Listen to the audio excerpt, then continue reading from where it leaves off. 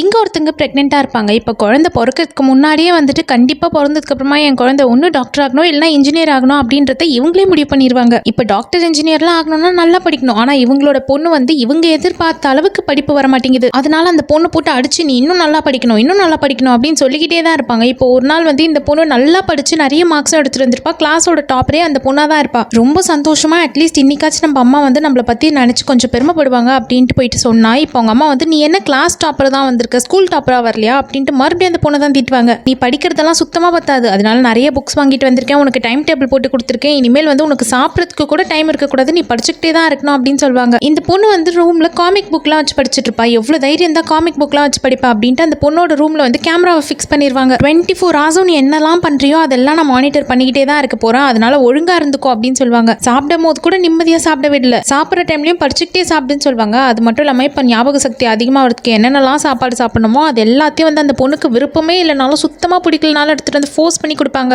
ஒரு நாள் இப்போ இந்த பொண்ணுக்கு ஒரு பையன் வந்து ப்ரப்போஸ் பண்ணியிருப்பான். அந்த பொண்ணுக்கு வந்து அந்த பையனை ரொம்ப பிடிச்சிருக்கும். அக்செப்ட் பண்ணலாம் அப்படின்ட்டு போறப்போ வந்துட்டு அவங்க அம்மா எதிரில இருந்து பார்த்துக்கிட்டே தான் இருப்பாங்க. பூவெல்லாம் கீழே போட்டு மெரிச்சு படிக்கிற வயசுல உனக்கு என்ன லவ் கேட்குது அப்படின்ட்டு அந்த பொண்ணு அடிச்சு தரன்ட்டு வீட்டுக்கு எடுத்துட்டு போவாங்க. அந்த பொண்ணு அடிச்சது மட்டும் இல்லாம அந்த பையனையும் போட்டு அடிச்சு அவங்க அப்பா அம்மா கிட்ட எல்லாம் போயிட்டு கம்ப்ளைண்ட் பண்ணி அடுத்த நாள்ல இருந்து அந்த பையன் வந்து இந்த பக்கமே திரும்பி பார்க்காத அளவுக்கு பண்ணிடுவாங்க. அடுத்ததான் பேரண்ட் டீச்சர்ஸ் மீட்டிங்கும் நடக்கும். டீச்சர் வந்து உங்க பொண்ணு நல்லா படிக்க ஆரம்பிச்சிட்டா, இருக்க இம்ப்ரூவ் ஆகிட்டே தான் போயிட்டு இருக்கா, ஆனா வந்து மற்ற பசங்க கிட்ட சரியா பேசுறதுல சிரிக்கிறதே இல்லை அப்படின்னு சொல்லுவாங்க. அதுக்கு அவங்க அம்மா வந்து பேசலாம் ரொம்ப நல்லதா போச்சு, மற்றவங்க கிட்ட பேசி டைம் வேஸ்ட் பண்ணாம என் பொண்ணு வந்து நல்லா படிக்கிறாளே, எனக்கு அதுவே போதும் அப்படின்ட்டு சொல்லுவாங்க. இந்த பொண்ணுக்கு இதெல்லாம் கேட்க பயங்கர இரிட்டேட்டிங்கா இருக்கு. இந்த பொண்ணு கிளாஸ் ரூமை பாக்குறப்போ எல்லாத்தையும் விட்டுட்டு அப்படியே எங்கேயாச்சும் சுதந்திரமா பறந்து போயிடலாமா அப்படின்ட்டு கனவுலயே தான் வாழ்ந்துட்டு இருக்கா. ஆனா அந்த கனவுல கூட முன்னாடி வந்து நிக்கிறது இந்த பொண்ணுடைய அம்மா தான்.